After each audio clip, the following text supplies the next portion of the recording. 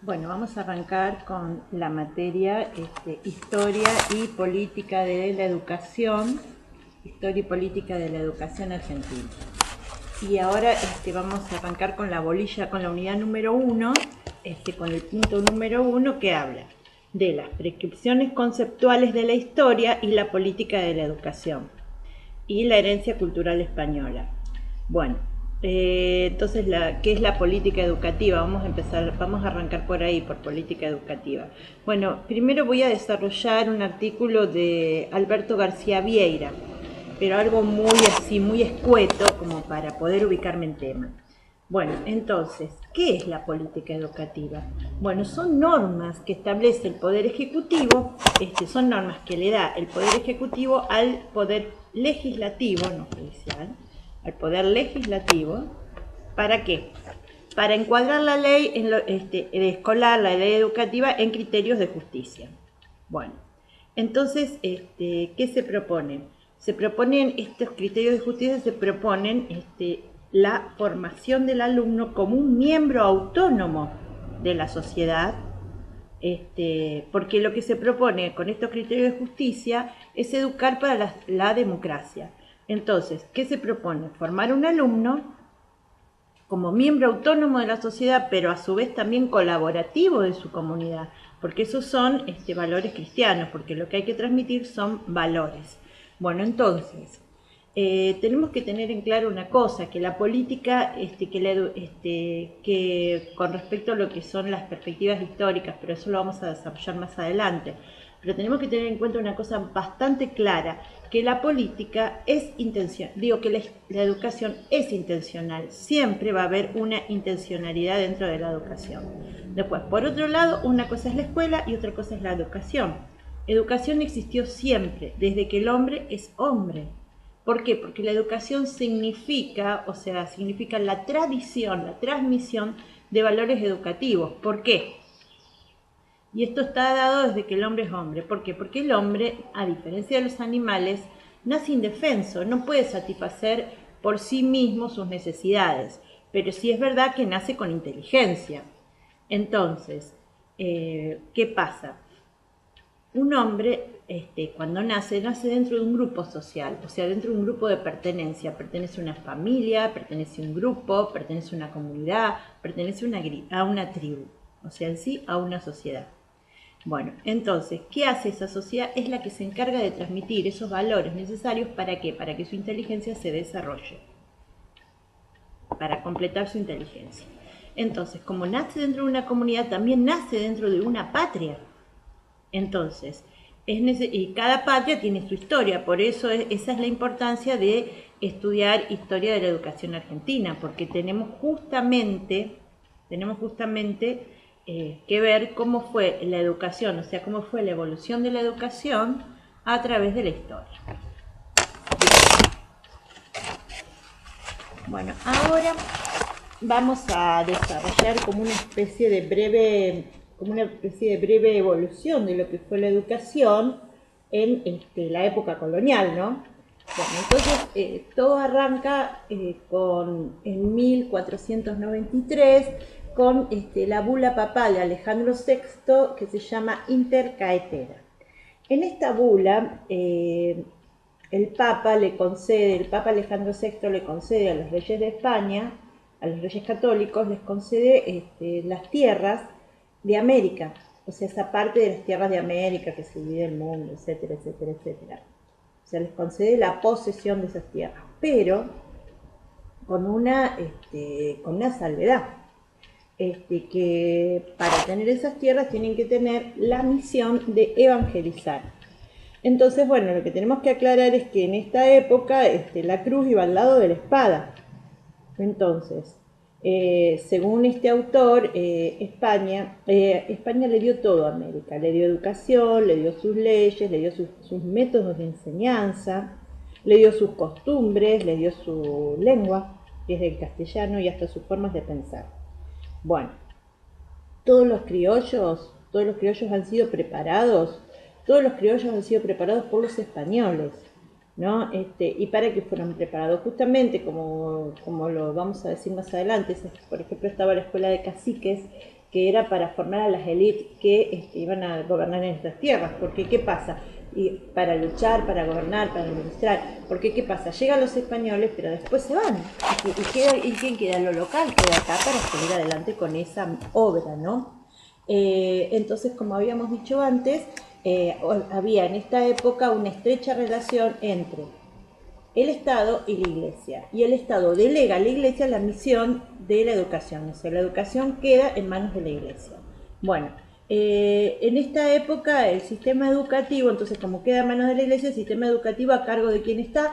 El sistema educativo está a cargo de las órdenes religiosas, que había de todo tipo. Había franciscanos, mercedarios, jesuitas, agustinos, dominicos, agustinos, San Agustín, son dominicos, mercedarios, franciscanos, o sea, esas eran las órdenes. Pero los que son más importantes en obra educativa son los jesuitas.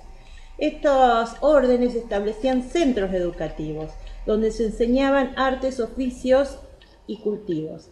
Donde se les enseñaba a los indios más que nada a valerse por sí mismos. Artes y oficios, cultivos. También importaban semillas, importaban maquinarias e importaban animales. Esa era, se trataba de lo que es una educación sistemática, porque esa era lo considerada la misión de evangelización y culturalización. Esa era la misión era evangelizar, porque así lo establecía la bula Tecatera. Y también culturizar, o sea, transmitir los valores de la cultura occidental. Bueno, después, por ejemplo, en México existió un colegio, en 1523 en México existió un colegio con Fray Pedro Gante, donde se enseñaba lectoescritura y saber contar, o sea, digamos lo básico, alfabetización, lectoescritura y saber contar. Y se enseñaban también diversos oficios, como el de zapatero, el del carpintero, el de cerrajero, o sea que artes, oficios y alfabetización. Digamos que estamos avanzando un poquito. Bueno, después también en México, en 1536, se crea la Escuela de Caciques. Bueno, esta escuela tenía el objetivo de formar de educar a las futuras élites gobernantes, y se les enseñaba buenos hábitos, se les enseñaba castellano y se les enseñaba latín. O sea, se les enseñaba buenos hábitos, doctrina cristiana. Buenos hábitos, doctrina cristiana, español y latín. Bueno, después también ese mismo año, en 1536, se funda la primera escuela en el Río de la Plata. Y a cargo de quién, de Lescano. Entonces, como damas gratis. Entonces, en 1536, primera escuela del Río de la Plata, que a cargo del padre Lescano. Y también estaba destinada a las élites aborígenes y también era para leer, escribir y doctrina cristiana. Bueno, entonces al principio los maestros eran religiosos, pero después, con la primera expedición de Pedro de Mendoza, llegan maestros laicos. Lo que sucede es lo siguiente, que en este periodo la enseñanza era predominantemente religiosa. Entonces, en este periodo la enseñanza era predominantemente religiosa. Entonces, sean laicos o sean religiosos, los maestros tenían que enseñar doctrina cristiana. No quedaba otra, ese era el plan de estudio. Bueno, entonces después de esta escuela del Lescano, que buscó un lugar, un recinto grande para poder plantar una escuela que fuera para las élites. Bueno, ¿a dónde funcionaban las escuelas con posterioridad? Empezaron a funcionar en los conventos, a cargo de las órdenes religiosas. Con posterioridad empiezan a funcionar también dentro de los cabildos, que les destinaba una sala para la enseñanza. Sería un espacio. Pero tenemos que tener en cuenta que esta etapa son escuelas particulares, que eran subvencionadas por los propios alumnos. Más adelante, más o menos a partir de 1776, con las reformas borbónicas y con la creación del Virreinato del Río de la Plata, se establecen en los cabildos lo que se denominó las escuelas del rey.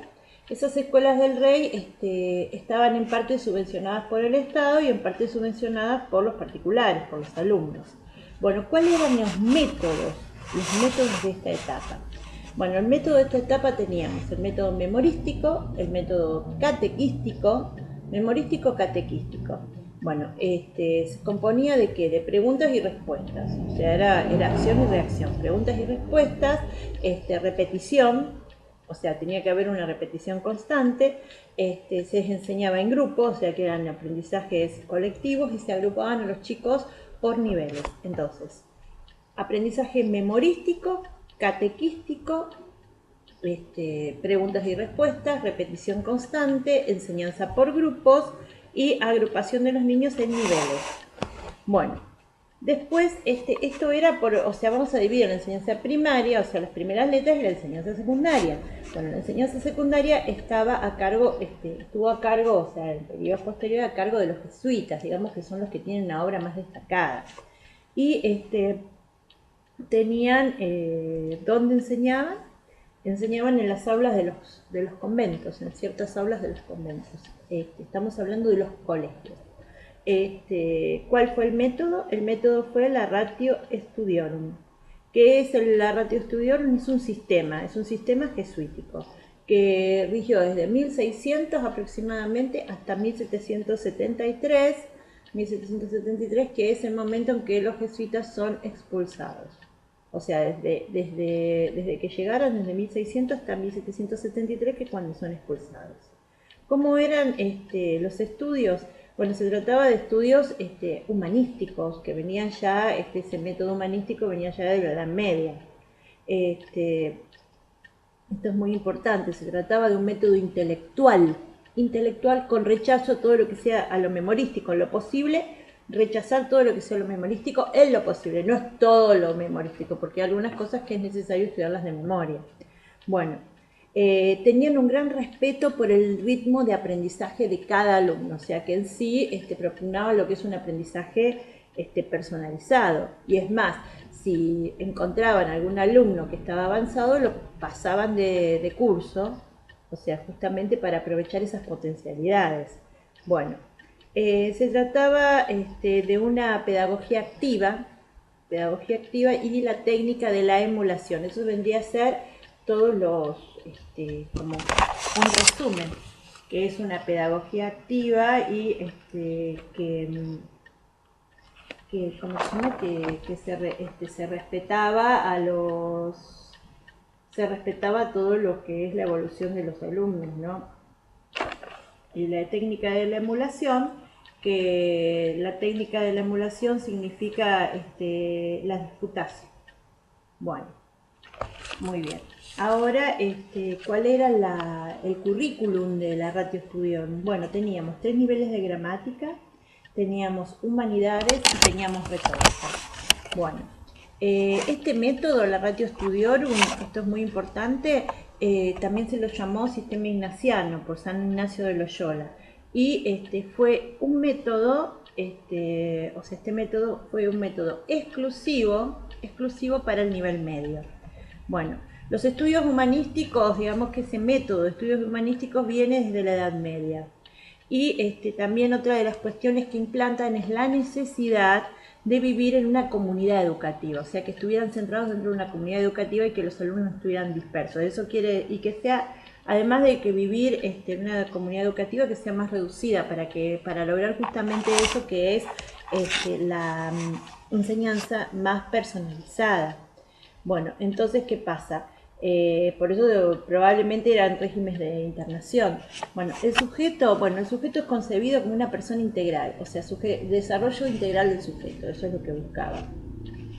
O sea, desarrollo de cuerpo y alma, intelecto. Dice que no solamente el sujeto es considerado intelecto, sino que se considera el sujeto como la persona humana como un todo, por eso estamos hablando de integral. Después, otra de las cuestiones también que tienen que ver con la concepción del sujeto es que se enseña, por eso también es una pedagogía activa. ¿Por qué? Porque se enseña a los alumnos en función de sus necesidades. Y otra de las cuestiones también que les cueste, que vayan a investigar, que no darle todo el conocimiento servido, sino que les cueste llegar. Y Por otro lado, como decimos que el sujeto es un todo y hay que tener en cuenta el cuerpo y el alma, también hay que tener en cuenta las etapas evolutivas del sujeto. Tener en cuenta, como estamos en la educación media, tener en cuenta que estamos frente a un sujeto que es un adolescente. Entonces tener en cuenta todo eso, y eso también los maestros tienen que estar preparados. Bueno, después, ¿en qué consistía en sí el método? Bueno, consistía en que había que estudiar de distintos autores y había que salir a investigar. Entonces, bueno, había que investigar y no se le daba servidas las cosas a los alumnos. ¿Por qué? Porque lo que tenían que hacer para estudiar de distintos autores es que salgan a ampliar esa información. Bueno, ¿cuál era el fin? Preparar al alumno para la vida familiar, grupal, laboral. Después, ¿cuál era la diferencia de este método con las escuelas de primeras letras? Que no se trataba de un método memorístico, sino de un método intelectual. Bueno, se trataba de un aprendizaje más personalizado, se pasaba de año a los alumnos más aventajados. Bueno, esto es la pedagogía activa que yo quería ver. Claro, que se pasaba, primero era personalizado, en cuenta las necesidades de cada alumno, o digamos que utilitario porque era para el trabajo.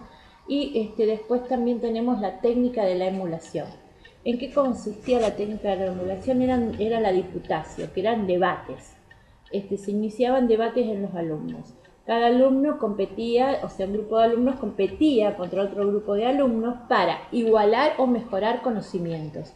Porque los alumnos se tenían que marcar los errores de unos hacia los otros. Bueno, eran debates y había que estudiar desde muchos autores y con más profundidad, justamente para defender su posición. Eran dos grupos enfrentados como una estrategia pedagógica.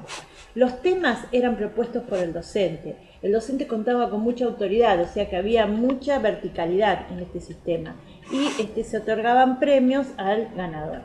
¿Cuál era el currículum? Gramática y humanidades. En las humanidades se estudiaban a los clásicos, los griegos y los romanos. Y la retórica. La retórica era muy importante en esta época. ¿Por qué? Porque era la expresión, o sea, se buscaba la expresión correcta de las ideas. Y esto servía justamente la retórica para evaluar si el alumno había incorporado los contenidos o no, porque uno no se puede expresar correctamente si no ha incorporado los textos previamente. Bueno, los métodos jesuíticos eran métodos sólidos, eran flexibles, eran métodos sólidos, eran flexibles. Eso quiere decir que estos métodos se adaptaban a las necesidades y eran activos. Estos métodos se adaptaban a las necesidades de cada alumno de acuerdo a su etapa evolutiva, ¿no? Y después es como que se buscaba que cada alumno comprenda, tenga su propia experiencia de conocimiento y su propio acercamiento, digamos, al texto. Pero a su vez también eran términos firmes. ¿Por qué? Porque establecían que se tenía que aprender de una determinada manera. Bueno, ahora vamos a ir al punto número 1, lo que habla de la perspectiva histórica. Bueno, entonces se establece que los historiadores, para poder hacer historia, para poder hacer historiografía más que nada, se basan en los hechos, fundamentalmente. O sea, primero están los hechos, primero están las fuentes, la parte objetiva, que luego interpretan y valoran, que es la parte subjetiva. Pero el relato histórico tiene que estar lo más cerca posible de los hechos, del objetivo, de las fuentes. Bueno, entonces vamos a empezar con lo que es la educación, ¿no? En la educación, ya sabemos que la educación ha existido siempre, ha existido desde que el hombre es hombre. ¿Por qué? Porque el hombre nace indefenso. El hombre nace indefenso y es necesario transmitirle ciertos valores, ciertas tradiciones de generación en generación. ¿Para qué? Para que hagan posible el desarrollo como persona, para que haga posible su crecimiento intelectual, para poder afrontar todas sus necesidades, porque nace desvalido. Entonces, ¿pero qué pasa? El hombre nace en un grupo social, que es la familia, la tribu, la comunidad, la sociedad. Ese grupo social es el encargado de transmitir los valores, que es la tradición de generación en generación. Bueno, entonces una primera acepción de educación es la educación desde la antigüedad, o sea, en la antigüedad. Por eso vamos a estudiar la historia de la educación. En la antigüedad la educación era concebida como un hecho sagrado. Bueno, como un hecho sagrado que se transmitía, era la transmisión, la tradición que se daba, la transmisión de valores que se daba entre los sacerdotes, entre las castas de sacerdotes. Entonces por eso era considerado un hecho sagrado. ¿Y qué se transmitía a los sacerdotes? Se transmitía costumbres, se les transmitía la cultura, los valores, y esto es muy importante, la contemplación del cosmos, de los dioses, y el sentido trascendental de la vida. Entonces, ¿qué transmitía la educación en la antigüedad? La educación en la antigüedad era considerada un hecho sagrado. ¿Y qué transmitía? Transmitía cultura, transmitía costumbres, cultura, valores, el sentido trascendental de la vida, la contemplación. Sentido trascendental de la vida, la contemplación. Bueno, después tenemos cuál es el origen etimológico de la palabra escuela. Bueno, la palabra escuela, el origen es el ocio contemplativo. ¿Por qué? ¿Qué es el ocio contemplativo? Es una actitud física e intelectual de reflexión filosófica, es una actitud de reflexión filosófica.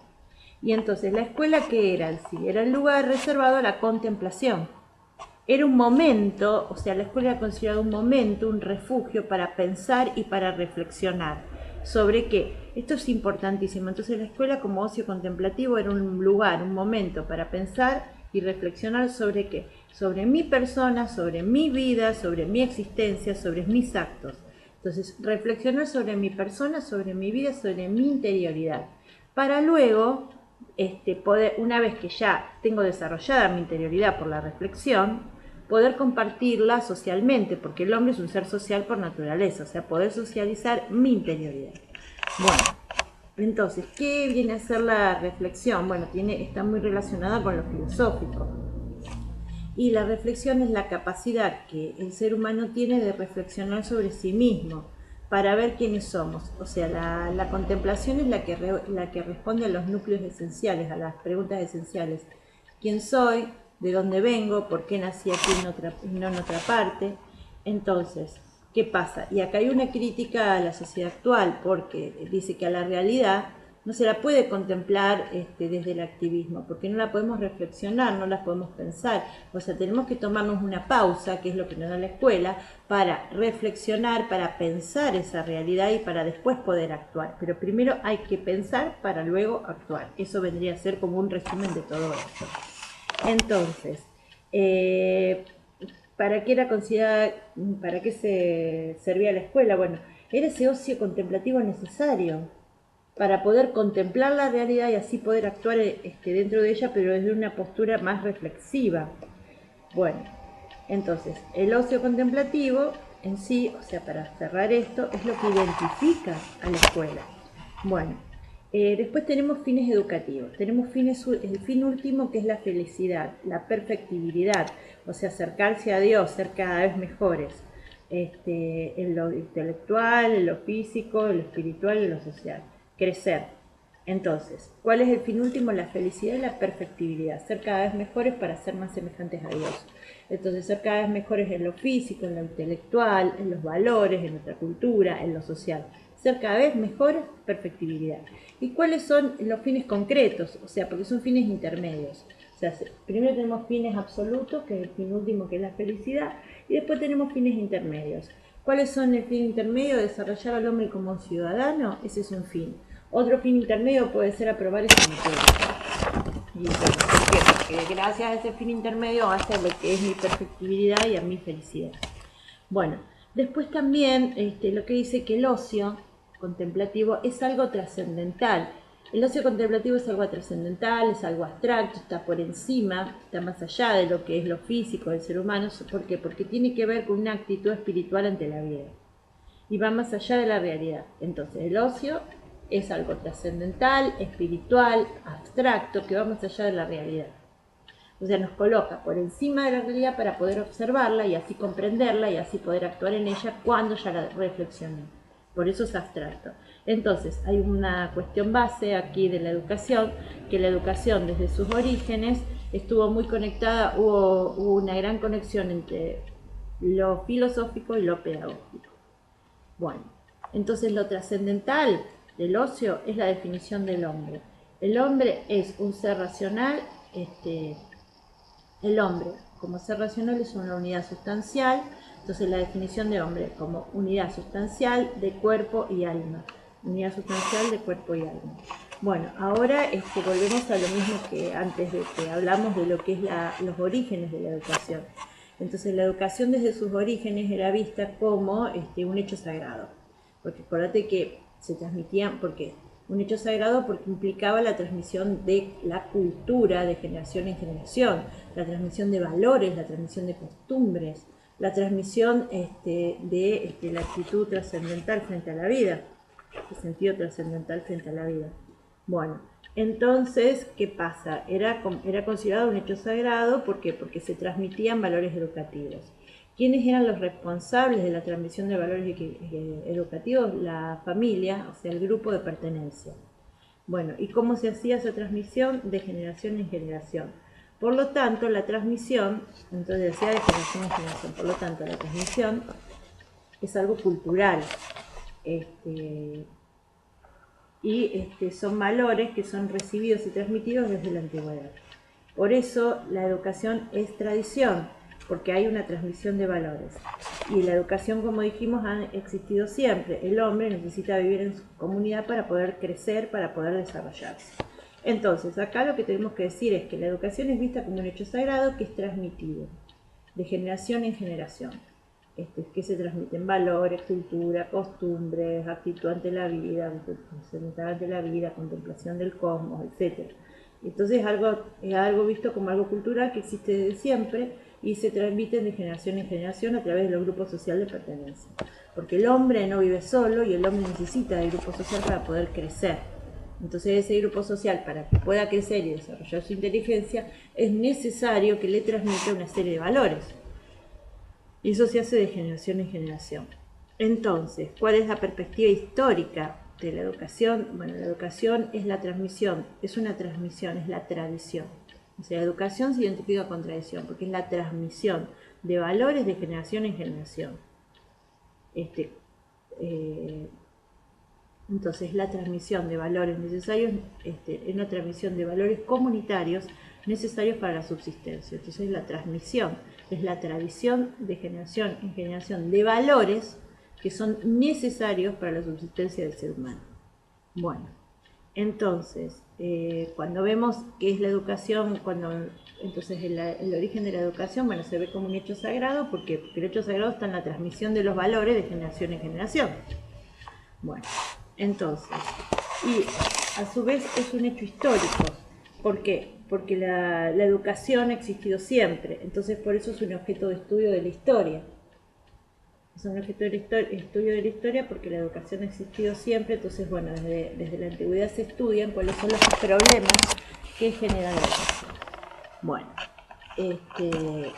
ahora venimos con respecto a la historia, venimos al concepto de patria.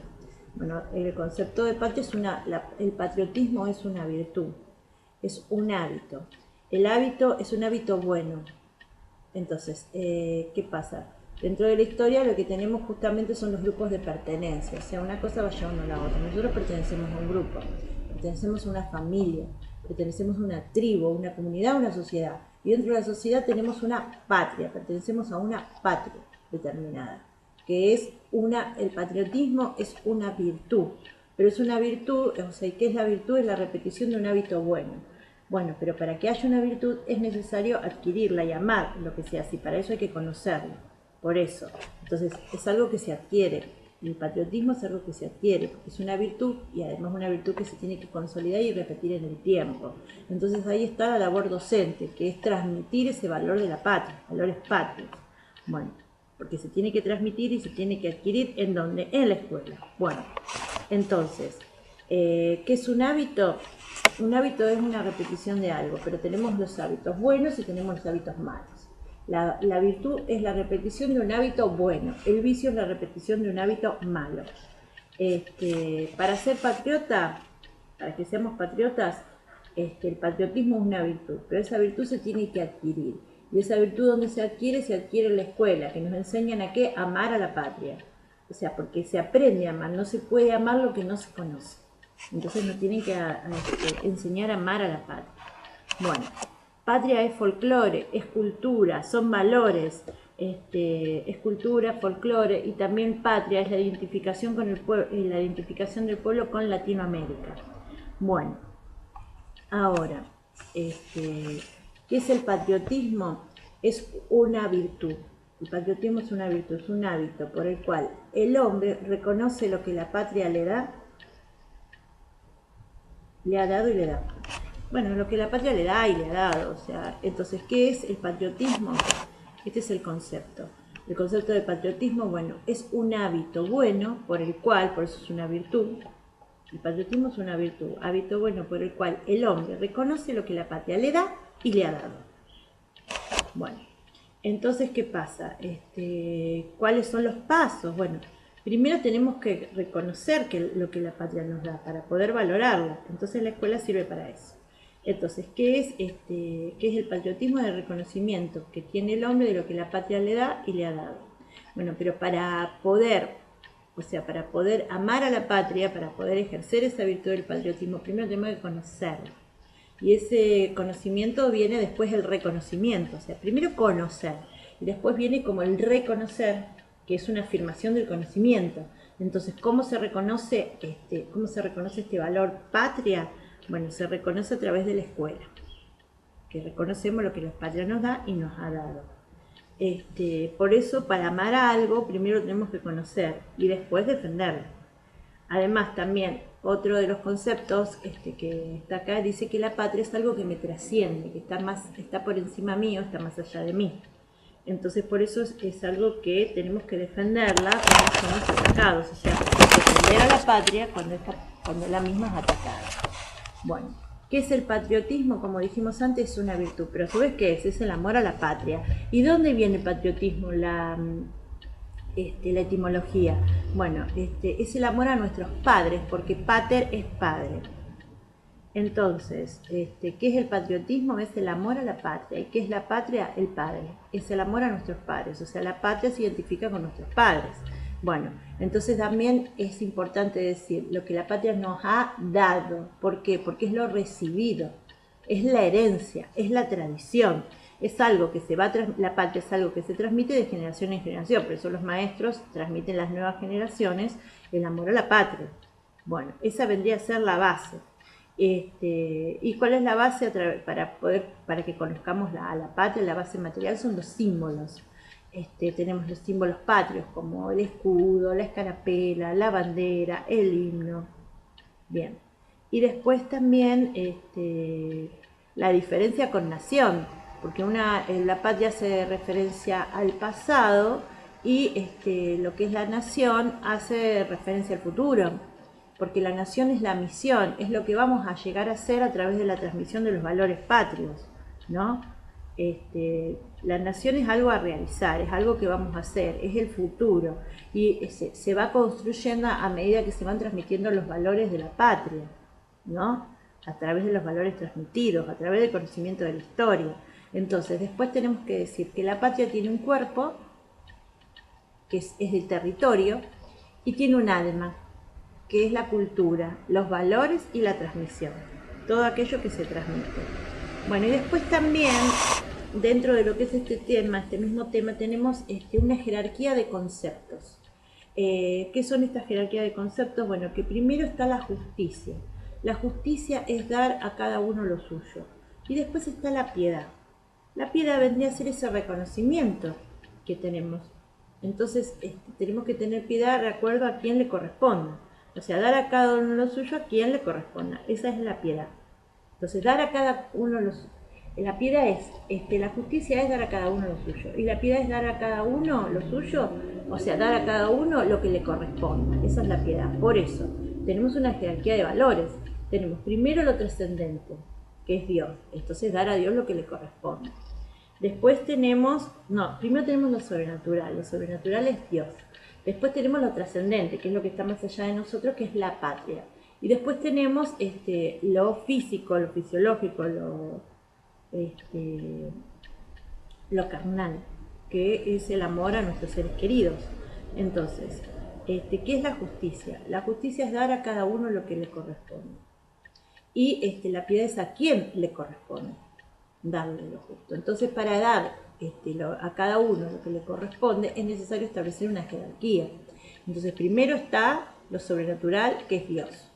Luego está lo trascendental, que es la patria. Y luego está lo carnal, que son nuestros padres.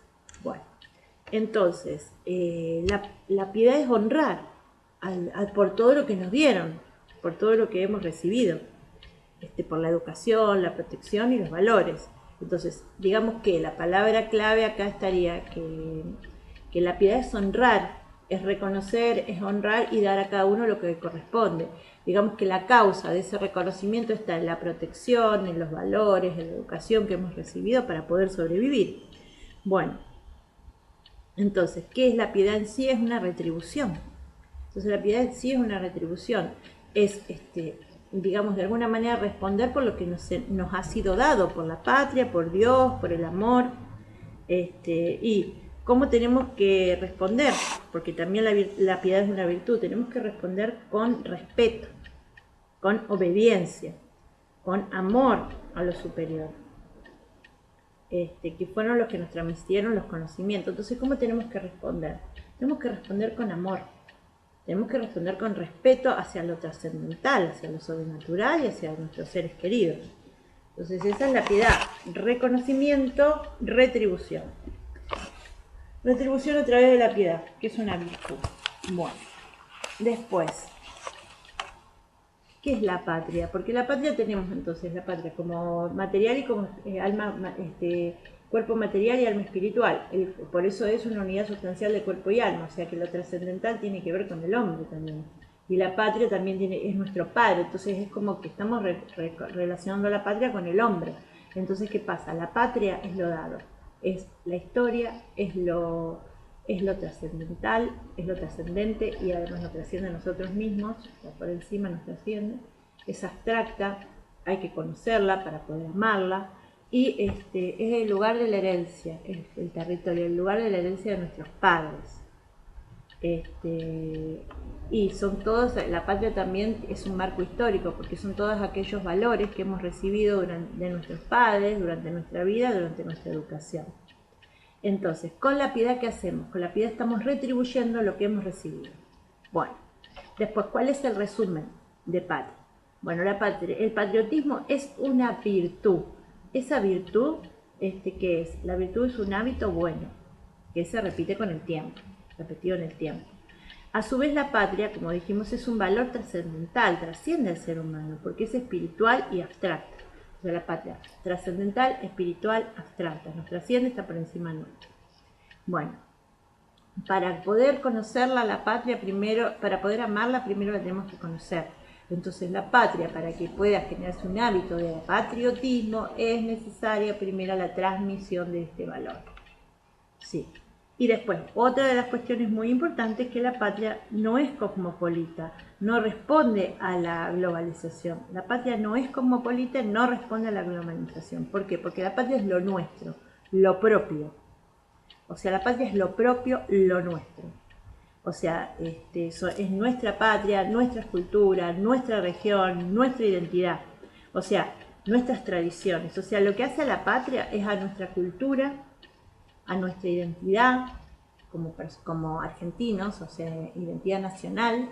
O sea, la patria hace a nuestra cultura, a lo nuestro, no a lo globalizado que viene como a desintegrarnos, sino que a lo nuestro, a nuestra cultura, a nuestras tradiciones, a nuestras costumbres, a lo regional, a lo que tiene que ver con nosotros, o sea, desde nuestro territorio hacia adentro. Eso es la patria. Y además también es importante porque es algo como que hace un factor, la patria viene a ser un factor de identificación, identidad nacional. La patria es la identidad nacional, pero de las puertas para adentro. Bueno, después, cuando estudiamos a la historia de la patria, también vamos a encontrar personajes arquetípicos, que son los próceres. Los próceres han tenido amor a la patria y tenemos que aprender a conocerlos para también nosotros poder amarlos y saber qué era su momento histórico. Y por otro lado, también en mi historia es necesario aprender tanto lo bueno para poder repetirlo como lo malo para no hacerlo nunca más.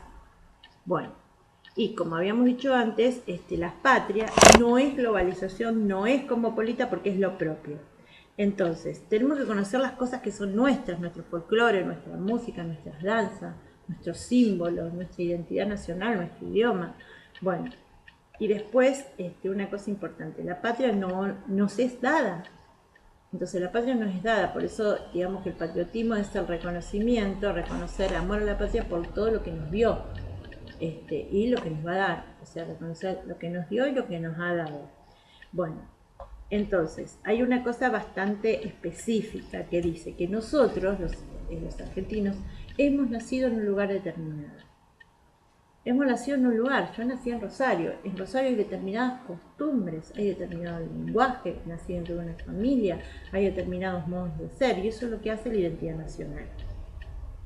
Entonces, como para cerrar el tema, primero tenemos que conocerla para después amarla.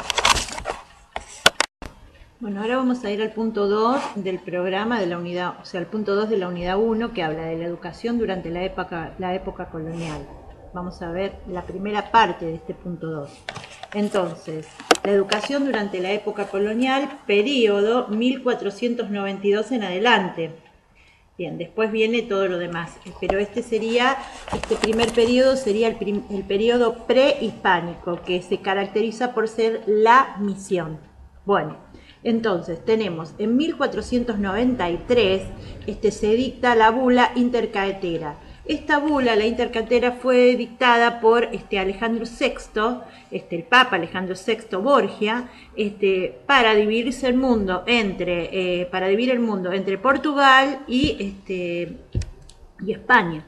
Bueno, entonces, ¿qué pasa? Le concede la posesión de las tierras descubiertas a los españoles, pero digamos que establece una cláusula, que es la misión. Y esta sería la misión evangelizadora. O sea, con una misión evangelizadora. Es de aclarar, o sea, tenemos que contextualizar y es de aclarar de que en España existió, bueno, lo que es la Reconquista Española, que era para expulsar del territorio español a todos los infieles, que eran los turcos otomanos. Bueno, entonces, ¿qué pasa? Siempre, en todas esas batallas, la cruz iba al lado de la espada, justamente porque los territorios conquistados eran para la corona, pero también para la iglesia. Bueno, entonces, digamos que en el Nuevo Mundo se siguió con esa misma política de evangelización al lado de la espada y de las tierras y de los recursos. Bueno, entonces era la cruz al lado de la espada. Bueno, según esta postura, España le da todo lo que tiene América, porque le da lengua, le da su lengua castellana, le da sus costumbres, le da sus leyes, les da su forma de pensar occidentalizada, o sea, le transmite su tecnología y también sus métodos de enseñanza, y es algo que es muy cierto. Todos los criollos, toda la generación de criollos han sido preparados por los españoles.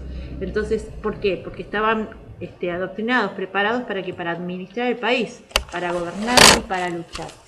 Bueno, entonces, como habíamos dicho antes, existe lo que es una estrecha relación entre lo que es la iglesia y lo que es el Estado. Bueno, ¿qué hace el Estado? El Estado deja la educación en manos de la iglesia. El Estado deja la educación en manos de la iglesia. ¿Por qué? Porque el Estado lo que se reduce es a conquistar tierras, pero hay que conquistar tierras y ¿qué pasa? No se puede dejar un ejército permanente en cada lugar conquistado. Había que enculturar a los nativos que se iba conquistando. Entonces, para eso está la labor de la iglesia con la educación que viene de la mano de la misión evangelizadora y de la enculturalización, ¿no? Entonces, ¿qué viene a hacer la iglesia? Bueno, la iglesia viene a ayudar al Estado para consolidar, por eso lo habíamos dicho, viene a ayudar al Estado para consolidar la presencia de España en América. Bueno, entonces, ¿cómo se fue conformando este sistema educativo? Bueno, el sistema educativo se fue conformando a través de lo que son las órdenes religiosas, o sea, la presencia de las órdenes religiosas en América. Bueno, entonces, las órdenes religiosas en América teníamos a los franciscanos, a los dominicos, a los agustinos, a los mercedarios y a los jesuitas, que son los más importantes. ¿Qué establecen estas órdenes? Establecen centros educativos, o sea, aulas dentro de los conventos. ¿Para qué? Para transmitir justamente la doctrina cristiana, ¿no? Bueno, Eso se trataba de una educación sistemática dentro de los conventos. Bueno, ¿y cuál era el plan de estudio? Bueno, artes y oficios, agricultura, ganadería, cultivos, y bueno, y para eso también, o sea, esos son los primeros, ¿no? Para eso, ¿qué hacía? Se importaban semillas, herramientas y animales. Bueno, ¿cuál era su tarea? El programa lo indica, la misión evangelizadora, pero justamente entraban por algún lado, dándole una educación de tipo utilitaria, ¿no? Bueno, después, ¿dónde arranca toda esta corriente educativa? Bueno, en el primer lugar que se conquistó, se arranca desde México. Bueno, y en México, ¿qué había? Bueno, en México, bueno, se fueron estableciendo colegios, ¿para qué? Para enseñarles a leer y escribir y a contar, y sumados a los oficios. O sea, en un principio la educación era eso, leer, escribir, contar y oficios. Bueno, y obviamente que doctrina cristiana. Bueno, luego se funda el Colegio de Caciques, también en México, y sus objetivos era formar a las futuras élites gobernantes, que eran a los caciques. ¿Y cómo se los tenía que formar? En buenos hábitos, en doctrina cristiana y en latín. O sea, se le enseñaba primero castellano. Entonces se les enseñaba el castellano, se les enseñaba buenos hábitos y se les enseñaba latín y evidentemente doctrina cristiana, porque no hay que perder de vista que la misión, que una misión de tipo evangelizadora. En 1536 se funda la primera escuela, se va a fundar la primera escuela en el Río de la Plata, a cargo del padre Gabriel Lescano. Bueno, estas formaron a lo que son las élites aborígenes, o sea, estoy repitiendo, pero bueno, es para poder ubicarme dentro del tema. Bueno, entonces para formar a las élites aborígenes. Bueno, ¿qué se les enseñaba en esa escuela? Se les enseñaba leer, escribir y doctrina cristiana. Bueno, después hubo los primeros maestros independientes, hubo maestros, también llegaron maestros laicos.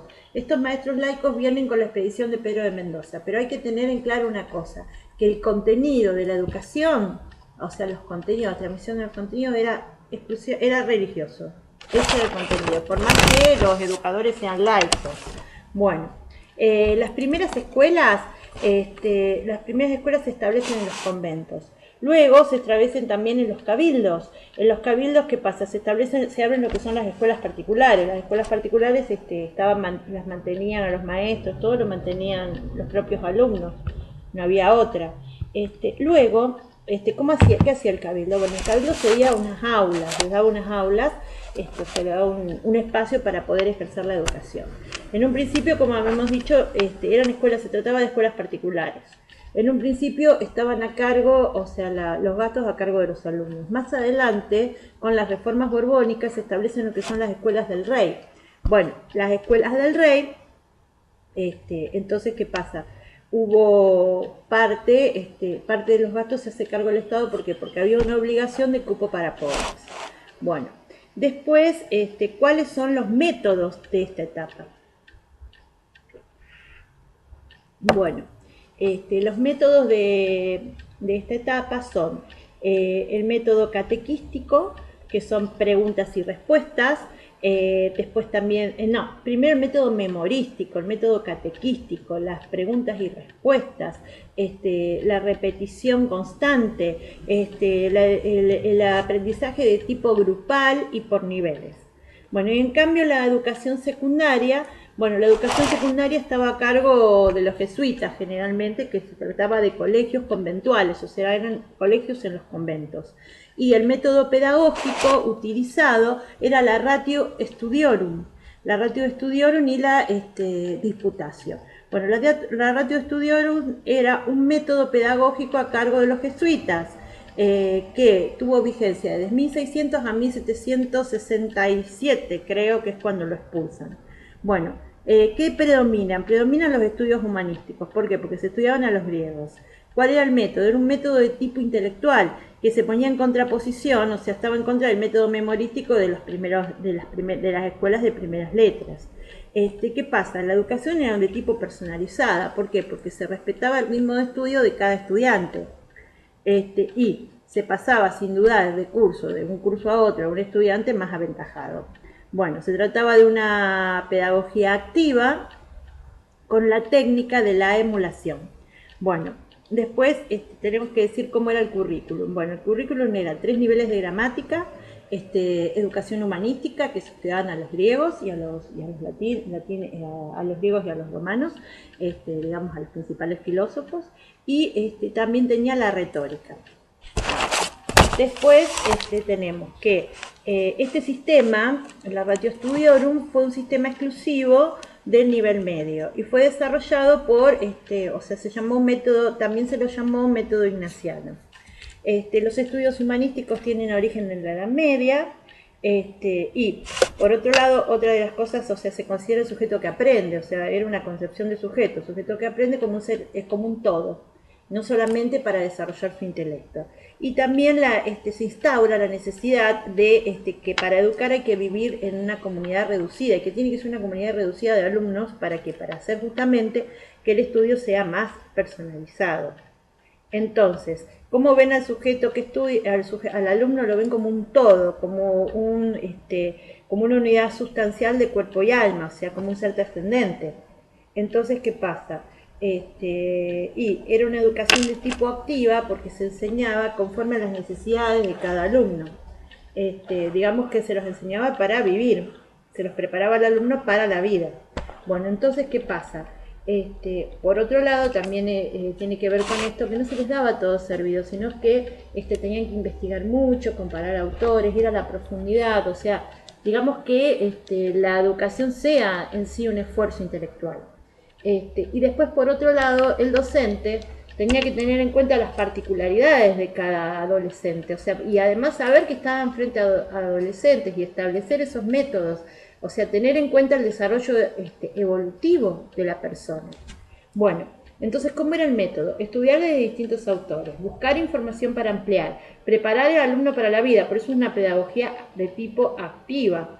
Enseñarle a los niños cuáles eran los beneficios de la preparación académica, para qué les servía, decirles el por qué, no enseñar por enseñar, sino decirles para qué les sirve tal cosa, por eso es una pedagogía de tipo activa. Después, se trata de un método intelectual que rechaza la repetición memorística, dentro de lo posible, ¿no? Por eso se diferencia de las escuelas de primeras letras, donde el método era pura y exclusivamente la memorización. Después, ¿qué tenemos que decir? Que se trataba, como ya lo dijimos antes, de un aprendizaje muchísimo más personalizado, y se pasaba de año a los alumnos más aventajados. Después se aplica la técnica de la emulación, que es la disputatio. ¿En qué consistía la disputatio? Bueno, consistía en una competencia entre alumnos. ¿Qué pasa? ¿Qué es lo que se buscaba con este método? Igualar o mejorar los conocimientos, porque los alumnos tenían que marcarse los errores de cada uno. Eran debates, había que profundizar, estudiar de muchos autores, y estos grupos se enfrentaban. Bueno, el tema era propuesto por el docente, pura y exclusivamente. Había premios para el ganador. Entonces acá lo que destacamos es la autoridad del docente y el sistema verticalista. Bueno, ¿cómo eran el plan de estudio? Gramática, o sea, había 3 niveles de gramática, humanidades que se estudiaban los griegos y retórica, que es muy importante la retórica. ¿Por qué? Porque la retórica busca la correcta expresión de las ideas, pero para poder expresar una idea primero la tengo que comprender. Entonces, con la retórica lo que se evaluaba era la comprensión textual. Bueno, los jesuitas contaban con métodos muy sólidos que, ¿qué pasa? Eran sólidos y racionales. Eran flexibles porque el método se adaptaba a las particularidades de cada alumno. Y a su vez eran métodos firmes. ¿Por qué eran métodos firmes? Porque había que pensar de una determinada manera para poder aprender. O sea, eso era algo que estaba establecido, ¿no? Bueno, ahora vamos a ir al periodo de la Hispanidad, o sea, específicamente al periodo de la Hispanidad. Bueno, se caracteriza por ser una época de larga duración, cuyo comienzo fue con el descubrimiento de América. Fue de larga duración porque fue un periodo de estabilidad cultural, política, espiritual, y bueno, duró desde el siglo XV hasta el siglo XIX, donde se da la gesta de Mayo. Bueno, toma elementos, esto es importante, que toma elementos de la cultura grecolatina. Y no hubo casi reformas educativas. La pedagogía era la pedagogía, o sea, había una gran influencia de la pedagogía católica, que es la pedagogía de la conversión y la evangelización. Bueno, entonces, ¿dónde se le da comienzo? Bueno, comienza con el descubrimiento de América. ¿Cuál era la misión? Bueno, la misión era evangelizar. O sea, la misión clara era conquistar para evangelizar y interaccionar, o sea, interacción con la cultura existente. ¿Qué pasó? También hay que decir otra cosa que es como un agregado con respecto al descubrimiento de América y al fin fundacional. Tenemos que decir lo siguiente, que ya el contexto fue en 1492 con el descubrimiento de América, ¿no? Pero ya había habido gente que pisó estas tierras. Lo que sucede es que nadie se hizo cargo, sino que era un mero tránsito de esa gente. Bueno, entonces, ¿cuál fue el contexto? El descubrimiento, conquista y conquista de América, la reconquista española, que tiene mucho que ver con todo lo que sean las técnicas, y después también los avances tecnológicos, si querés poner a Pierre Champenoux, los avances tecnológicos que hicieron posible la navegación ultramarina, ¿no? Bueno, con respecto a lo que es la carta de recomendación, Isabel la Católica redactó una carta de recomendación a Colón, o sea que él podía hacerse cargo de esas tierras, ser el gobernador y ser también el almirante en jefe de la Armada, pero tenía una misión. La misión era llevar a Cristo a las nuevas tierras. O sea, ¿qué pasa? En ese momento, cuando se llega, bueno, había que a las tierras locales, ¿no? Y transmitir el conocimiento. Bueno, si queremos decir como cultura precolombina, tenemos que ya en la época de los indígenas, o sea, en la época de los aztecas y de los incas, ya había educación. Se transmitía el conocimiento de los dioses a los hombres y el conocimiento de la astrología a las mujeres. Bueno, después tenemos distintos periodos históricos. Bueno, después tenemos que decir lo siguiente, que tenemos que aclarar algo. ¿Cuál fue el fin fundacional? Bueno, que después lo vamos a volver a repetir, pero ¿cuál fue el fin fundacional de la conquista? Una iglesia, una ciudad, una iglesia, una escuela. Y también tenemos que tener en cuenta una cosa muy importante, que eran reinos y no eran colonias.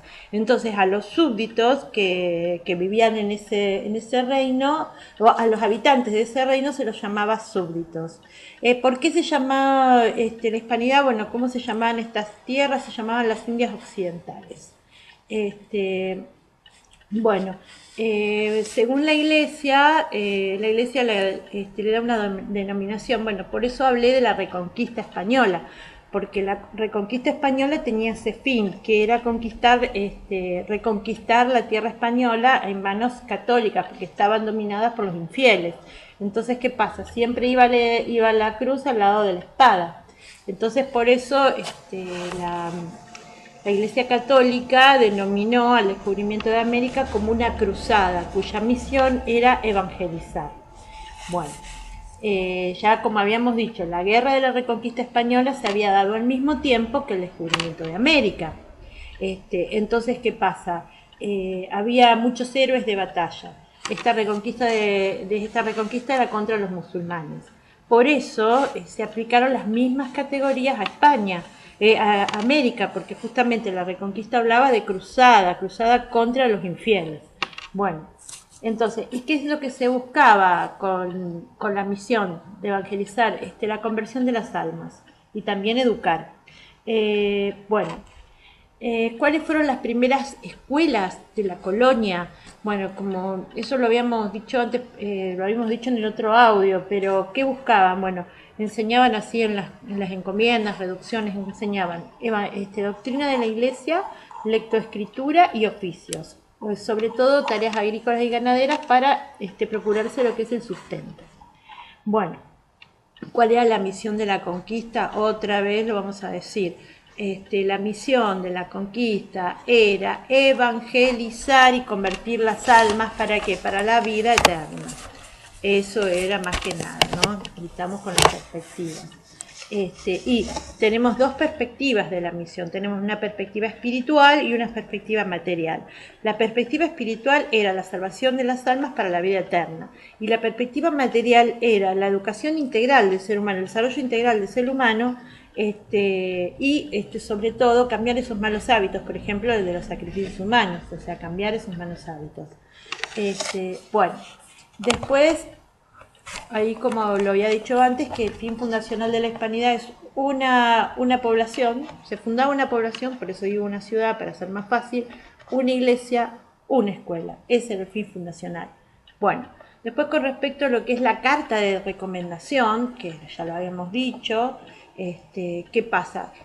¿Cuál es la base de esa carta de recomendación? La bula intercatera, y la bula intercatera establece la misión, le otorga el título de propiedad de las tierras a descubrir a los reyes católicos, pero con una contrapartida, que es la misión de evangelizar las nuevas tierras. Entonces, ¿por qué? Porque lo que se buscaba era expandir la fe católica y enseñarles a los indios buenas costumbres. Expandir, transmitir la fe católica y enseñar buenas costumbres. Bueno, después acá tenemos por otro lado que hablábamos de, ¿ves? La bula intercatera, órdenes religiosas, que son todas las órdenes que llegaron y se encontraron con un montón de dificultades. Después tenemos los matrimonios mixtos, esa era otra de las reglamentaciones de la recomendación, que los hombres que viajaban al Nuevo Mundo tenían que ser solteros porque tenían como la obligación de fraternizar con las mujeres del lugar y formar familias y asentarse, porque lo que se buscaba es que se asentaran en el Nuevo Mundo. Ese, por ejemplo, es Fernández Gómez Hilario con Juana Coslay, ese es el caso. Entonces, como dije antes, el fin de las misiones era la evangelización, llevar la fe católica y salvar las almas, pero es conversión, evangelización, fe católica y salvar las almas. Bueno, y las perspectivas, que es el lado espiritual y el lado material. Bueno, después acá no está, pero lo puse en el audio anterior, cuál fue la primera escuela del Río de la Plata. Bueno, la primera escuela del Río de la Plata fue la del padre Juan Gabriel Lescano, quien vino en una expedición con Pedro de Mendoza. Y ¿qué buscaba? Buscaba una casa grande para educar a los nativos, pero era una educación elitista, les enseñaba a leer, escribir y a contar, y les transmitía la fe católica. ¿Cuáles fueron las órdenes? Bueno, las órdenes, tenemos dos tipos de órdenes. Las órdenes, tenemos dos tipos, órdenes mendicantes y el clero secular. Las órdenes mendicantes tenemos a los dominicos, franciscanos, agustinos, mercedinos y sobre todo a los jesuitas, que son los que más se encargaron de la educación. Bueno, ¿qué pasa con estas órdenes? Llegaron a estas tierras y se encontraron con múltiples problemas para llevar a cabo su misión, que era la educación para los indígenas. Entonces, bueno, el primer problema que se enfrentan es el idioma, porque era muy difícil transmitir los contenidos católicos, los conocimientos católicos a los locales. Por eso lo primero que tuvieron que hacer es aprender el idioma. Aprender a hablar, o sea, uno de los requisitos fundamentales de un cura, de un sacerdote jesuita, era que tenía que saber hablar guaraní. Y así de esa manera poder transmitir los conocimientos y traducirlos. Y bueno, pero había algunos términos del catecismo que no tenían traducción en el guaraní, por eso era necesario también que aprendieran el castellano, aunque el castellano era una lengua, o sea, que era optativo. Lo que pasa es que, bueno, saber castellano para los indígenas le traía muchos beneficios dentro de lo que es la orden. Bueno, después también, otra de las cuestiones con respecto a lo que es el idioma, es que el padre Montoya redactó un diccionario, donde se traduce de castellano-guaraní. Igualmente, dentro de las órdenes había escuelas hasta trilingües, o sea, se enseñaban 3 idiomas, o sea, justamente para vencer las barreras idiomáticas. Bueno, después el otro problema que había era el nomadismo, que era la dispersión. Lamentablemente estos pueblos muchos eran nómades, no se asentaban, no eran sedentarios, entonces había mucha dispersión. Entonces el problema grave que traía para la educación es que había interrupciones. Entonces y lo que más se necesitaba era que la educación fuese algo estable. Entonces, ¿por qué? Que se fuese algo estable y que se vayan formando en torno a la escuela una población, que se vaya armando una población. Bueno, entonces, después, otro de los problemas que tenía la hispanidad era que los indígenas eran considerados, o sea, su estadio cultural, eran considerados del Paleolítico, o sea que había muchísimas carencias culturales, entonces era muy difícil llegar a ellos. Y después, por otro lado, también la mala alimentación, lo que hacía que fuese muy difícil poder desarrollar, ¿no? Bueno, a todo esto, entonces, ¿cuáles eran las estrategias? Porque tenían estrategias, los jesuitas sobre todo, o sea, las órdenes, tenían estrategias para educar. Bueno, las estrategias eran, primero, utilizar los conocimientos previos de los indígenas para poder hacer un constructivismo, más que nada. Segundo, estudiar el guaraní, porque se estudiaba el guaraní para poder traducir. Tercero, enseñar catecismo. Se enseñaba el catecismo, o sea, cuál era el contenido de la enseñanza, el catecismo y las primeras letras. Después, otro recurso que tenían era enseñarle al educando los beneficios de lo que iba aprendiendo y de lo que iba a aprender. Bueno, después también utilizar a los libros de texto para la comprensión y para la gramática. Bueno, los libros de texto se copiaban, etc. Se copiaba, era copista y después viene la imprenta. Bueno, y después también otra de las estrategias era organizar asentamientos a la población. Bueno, entonces tenemos distintos asentamientos que dio como fruto la hispanidad. Bueno, primero tenemos la encomienda. ¿Qué es la encomienda? Bueno, la encomienda es una institución, es una institución por medio de la cual los reyes retribuían a los conquistadores con mano de obra indígena. Se les encomendaba a un encomendero un conjunto de familias que a cambio de protección, alimento y educación y sobre todo evangelización, tenían que prestarles servicios personales. Se cometieron muchos abusos, había una reglamentación y por eso la encomienda termina siendo abolida. Bueno, después tenemos otro sistema que es un sistema de asentamiento, que es la reducción. Bueno, la reducción es como una especie de evolución de la encomienda. Las reducciones eran espacios físicos, donde eran poblaciones indígenas, donde se reducían, estaban todos juntos, estaban gobernados o estaban regidos por un indígena, por un cacique, y tenían estaban a cargo de un regidor. Bueno, después las reducciones entonces eran conjuntos de indígenas que estaban en un lugar. Después tenemos a los corregimientos. Los corregimientos eran un conjunto de reducciones. Después tenemos a las misiones. Bueno, las misiones, las más importantes son las misiones jesuíticas.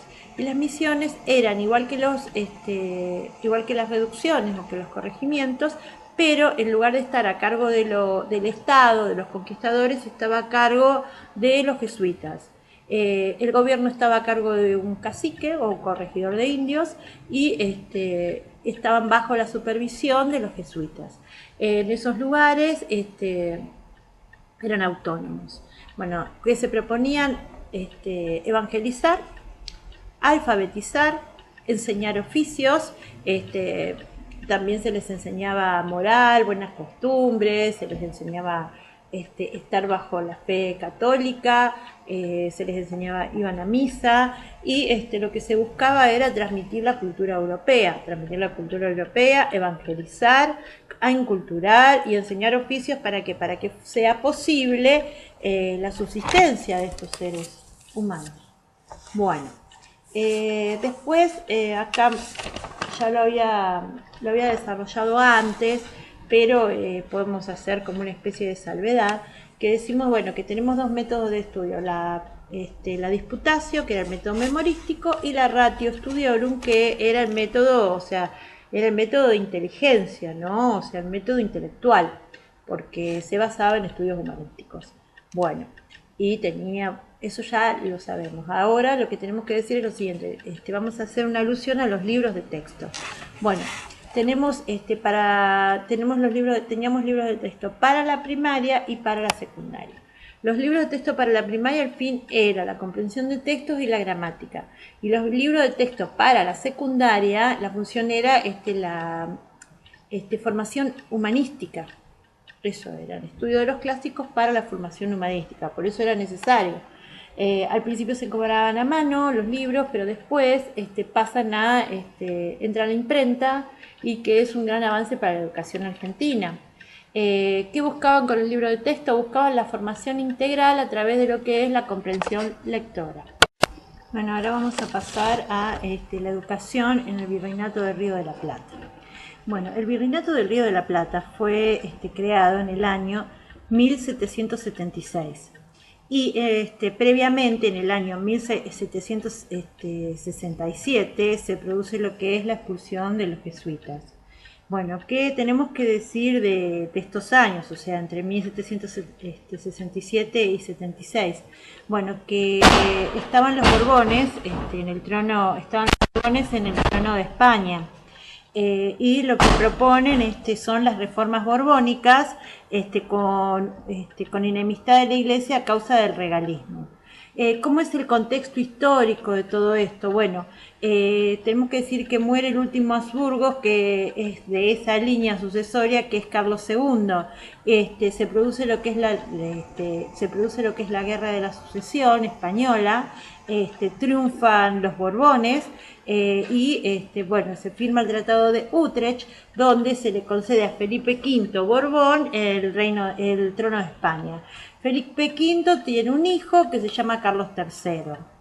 Y Carlos III, durante su reinado, tiene dos hechos principales, que son en 1767 la expulsión de los jesuitas y en 1776 la fundación, o sea, la creación del Virreinato del Río de la Plata.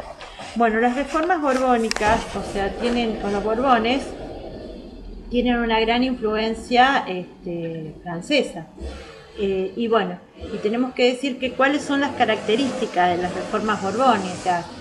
Marcado centralismo, enemistad con la Iglesia Católica, o sea, fundamentalmente por la expulsión de los jesuitas, donde se confiscan todos sus bienes y donde se produce lo que es una repatriación de los sacerdotes.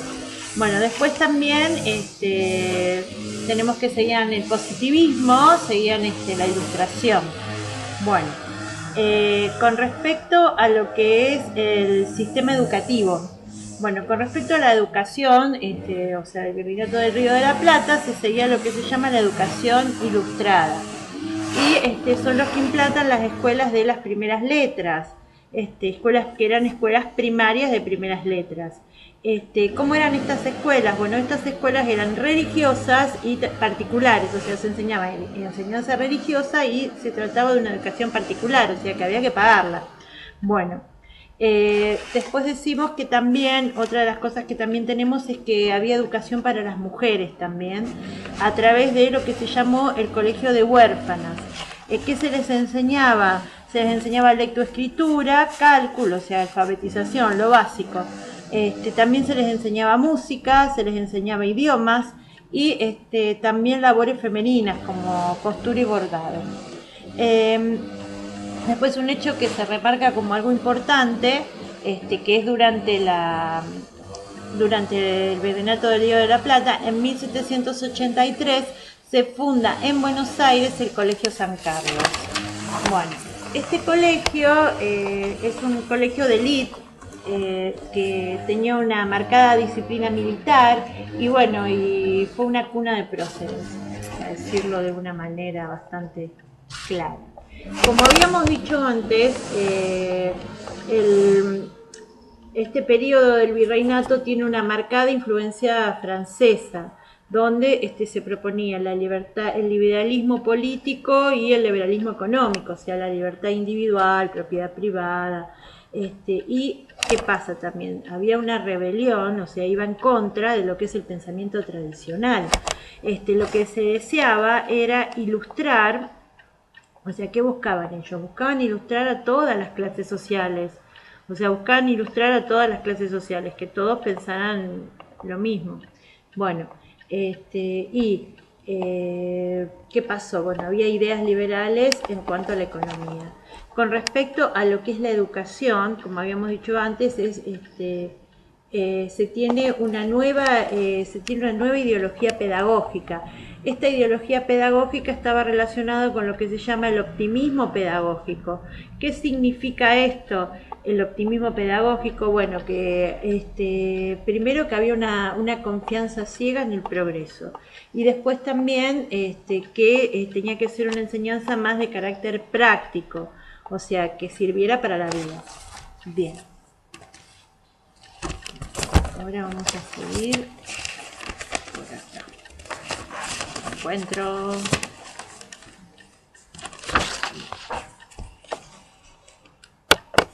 Y ahora vamos a pasar a lo que es la gesta de mayo. Bueno, tenemos que decir que la gesta de mayo fue una revolución, o sea, la revolución de mayo fue católica y fue militar, o sea, fue católica y militar. Tuvo múltiples causas, pero, o sea, tuvo múltiples causas, pero no una sola, pero también tuvo muchas causas propias. Por eso es una falacia decir que la Revolución de Mayo, que la gesta de mayo es un apéndice de la Revolución Francesa, porque tuvo causas propias. Por ejemplo, una de las causas fundamentales fue los estragos que estaban haciendo las reformas borbónicas en la clase criolla oligárquica, que los estaba afectando, y bueno, y había muchos intereses en juego. Bueno, tenemos a dos representantes fundamentales, a Mariano Moreno, que es el espíritu de la revolución, y a Cornelio Saavedra. Mariano Moreno era un jacobino, era devoto del rey, y era el representante de los hacendados. Bueno, lo único que quería era el ingreso, o sea, era pro inglés, y lo único que quería era el ingreso de la mercadería, o sea, quería el ingreso de la mercancía inglesa para mejorar la economía del Estado. O sea, quería que ingresara la mercadería, o sea, quería abrirle las puertas a Inglaterra. Se dice que no interviene directamente, o sea, Mariano Moreno no interviene directamente en la gesta de mayo porque por vota, pero no se compromete. ¿Por qué? Porque era partidario del virrey, o sea, era partidario del virrey por toda esa política del fernandeando, de todo lo que habíamos dicho antes, ¿no? Bueno, estos acontecimientos que llegan a la primera junta, tenemos dos corrientes muy marcadas, la corriente de Saavedra y la corriente de Moreno. La corriente de Saavedra, o sea, por eso acá tenemos, ¿ves? Que decimos que hay dos corrientes. Bueno, la corriente de Saavedra era un jefe militar, tenía un prestigio popular, era un hombre muy pragmático, y esto sí, tenía gran apego a las tradiciones, o sea, la tradición hispánico-católica criolla. O sea, que él desconfiaba bastante de las ideas revolucionarias. Y después el otro ideólogo, y contaba con mucho apoyo popular, el otro ideólogo que tenemos es a Moreno. Moreno era un liberal y estaba a favor de la Revolución Francesa. No era popular, solamente digamos que tenía popularidad dentro de lo que es un círculo de jóvenes ilustrados. Sentía mucha admiración por los jacobinos, o sea, que por los representantes de la burguesía, y su actitud, que esto es lo importante, tenía una actitud antirreligiosa, porque ¿qué es lo que buscaba? Buscaba destruir al modelo, y era reformista, buscaba, sí tenía ideas revolucionarias. Bueno, después, ¿qué es la Revolución de Mayo? Bueno, según esto es más así como más para ilustrar, ¿no? ¿Qué es la Revolución de Mayo? Fue un movimiento que tuvo múltiples causas. Bueno, tiene como base la situación europea, o sea, es verdad que toma como base la Revolución Francesa, Y ¿por qué la Revolución Francesa? Y porque la Revolución Francesa durante esos 10 años, hasta que llega Napoleón, hay mucho caos. Entonces, ¿qué pasa? Cuando surge Napoleón con su golpe de Estado, que es la 18 Brumario, entonces cuando surge Napoleón con su golpe de Estado, que es la 18 Brumario, en 1799, y es coronado emperador, ¿qué hace? Estamos hablando de lo que es la situación francesa, la situación europea. ¿Qué hace? En España gobernaba Carlos IV. ¿Qué pasa con Carlos IV? Hay un amotinamiento, o sea, en contra de sus ideas. Entonces abdica, antes de que lo corran, abdica, en favor de su hijo, que es Fernando VII. Bueno, entonces, ¿qué pasa? Napoleón tiene una entrevista con Carlos IV y hace que se retracte de su abdicación y que no, o sea, que su abdicación a favor de su hijo, y que nombre a su hermano, el hermano de Napoleón, que es José Bonaparte, como rey de España. A José Bonaparte lo llamaban Pepe Botella. Bueno, ¿qué pasó con el pueblo español? Por eso es todo ese caos que se produjo, todos esos disturbios. Bueno, ¿y qué pasó con el pueblo español? No acepta el gobierno, no acepta a José Bonaparte como su rey, como su monarca, y se subleva contra la autoridad de España. Entonces, ¿qué pasa? Empiezan a surgir en España juntas de gobierno, por ejemplo la Junta de Andalucía. ¿Y qué hacen estas juntas? Estas juntas asumen el mando del gobierno, ¿no? Y se entabla lo que es un régimen tradicional español, el régimen tradicional español, que es un régimen de tipo descentralizado. O sea, hay una descentralización a través de las juntas, que son pocos. Bueno, y eso sí, se proponen luchar, y después en un momento se proponen unificarla en una de las juntas y luchar en nombre de Fernando VII. Entonces, por eso todos los decretos de la época eran en nombre del rey Fernando VII. Y también eso se replica, esa situación se replica aquí.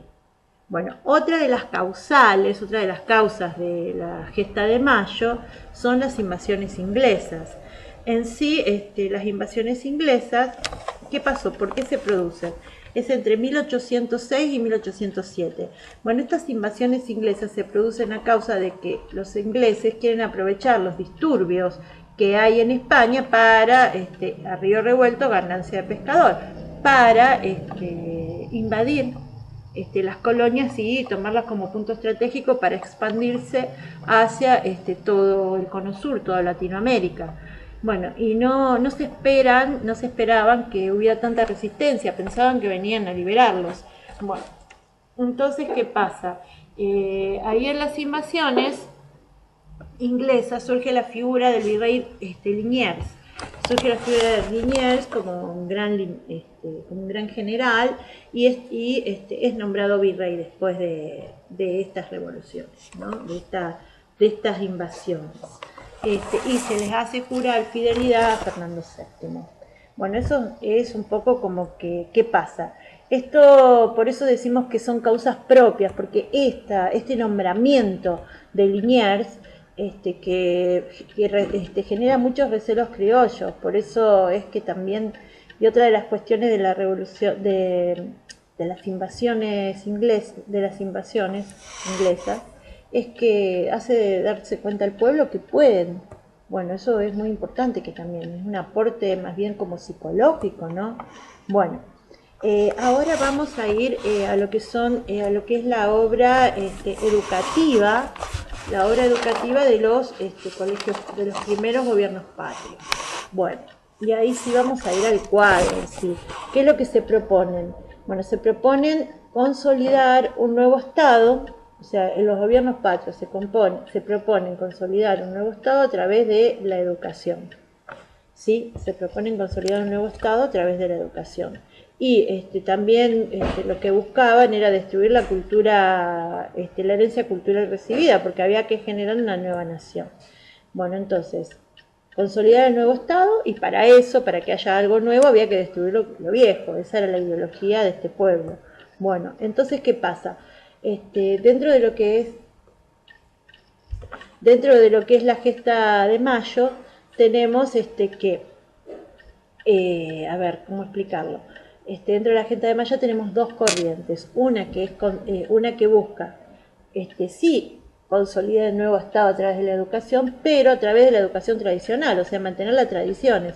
Y otra que busca destruir las tradiciones y establecer nuevas tradiciones, que es en cuanto al modelo francés y al modelo de los países protestantes. Bueno, después tenemos que... ¿Qué buscaba? ¿Cuál era el espíritu fundacional? Bueno, lo que buscaba el nuevo sistema educativo era formar la conciencia, lo que buscaba el sistema educativo era formar a la conciencia ciudadana, eso es muy importante. Bueno, entonces, ¿qué pasa? ¿Para qué? Y después también otra de las cuestiones también que buscaban en sí, que esto no lo puse en el cuadro, así que hay que prestarle atención, buscaban elevar al magisterio, o sea, que el magisterio se capacite, pagarle mejores sueldos, mejorar la situación económica de los maestros y establecer un nuevo sistema disciplinario y nuevos libros de texto. Entonces, nuevo libro de texto, nuevo sistema disciplinario. Lo de los libros de texto no se logró porque se siguieron aplicando los mismos libros de texto. Bueno, después, una de las, para poder cumplir con esto, la Junta de Mayo ordena, entonces para poder cumplir con todos estos requisitos, la Junta de Mayo ordena la inspección de las escuelas. Y entonces, cuando ordena la inspección de las escuelas que había en el virreinato, entonces, bueno, se llega a la conclusión de que había que establecer una reforma. Entonces se establece lo que es el método sistemático, o sea, la sistematización de las escuelas. Después de la recolección de informes a través del Cabildo de Buenos Aires, entonces, ¿qué pasa? Se organizan las escuelas de una manera sistemática. Por eso se llama sistematización de estudio. Esto quiere decir que hay un solo plan de estudio para todas las escuelas. No que se diera cualquier cosa en cualquier lado, sino que un plan de estudio. Bueno, después otra de las cuestiones también es que se proponen es mejorar, o sea, otra de las cosas que se proponen es mejorar las condiciones de los preceptores, o sea, que tuvieran mejores condiciones los preceptores. Que los exámenes se tratara de exámenes públicos para los cargos y otorgar premios a los alumnos, distinguidos. Bueno, después también otra de las cosas es que eran muy importantes las escuelas conventuales. ¿Por qué? Porque eran gratuitas. Bueno, y ahora sí venimos con las fechas. En 1810 se crea la Academia de Matemáticas. En 1812, que después pasa a ser escuela militar. En 1812 el triunvirato crea nuevas escuelas. En 1813, con la asamblea del año 13, se suprimen los azotes en la escuela. Y es de destacar con respecto a los textos escolares que durante esta gesta de mayo, durante este periodo, se siguen usando los mismos textos escolares que en la época pre-revolucionaria, que son el Tratado de las Obligaciones del Hombre, el Catecismo del Padre Astete y los reglamentos de escuelas de Belgrano. Bueno, después no más podemos decir todo esto porque...